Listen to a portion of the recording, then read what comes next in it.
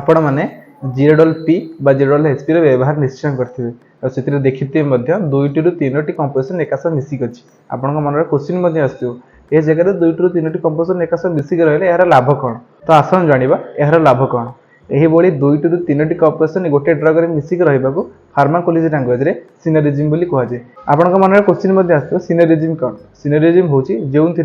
गोटे ड्रग अन्य ड्रगर इफेक्ट को बढ़ाए ता थेरापी रेट को बढ़ाए ता एडिटिव इफेक्ट को बढ़ाए ता संगे संगे से ड्रग को पोटेंट करे जहाँफल से बॉडी में बहुत भल काम करे ताको आम सिनर्जिज्म बोली कहते आज ए सिनर्जिज्म एग्जांपल आम एसिक्लोफेनाक पैरासिटामोल इफेक्ट देखीचे आम आइबुप्रोफेन सब पैरासिटामोल इफेक्ट देखीचे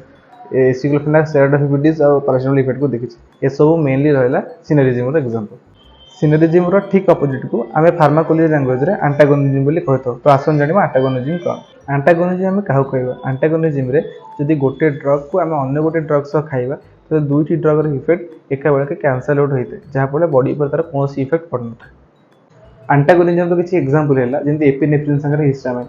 एमती नॉर्मली बहुत सारा एंटागोनिज्म एग्जांपल अच्छी आमर आपण मान इफेक्ट को जब सिनर्जिज्म करने चाहते प्लीज चैनल को फॉलो कर दिखाँ सब्सक्राइब कर दिखाँ थैंक यू।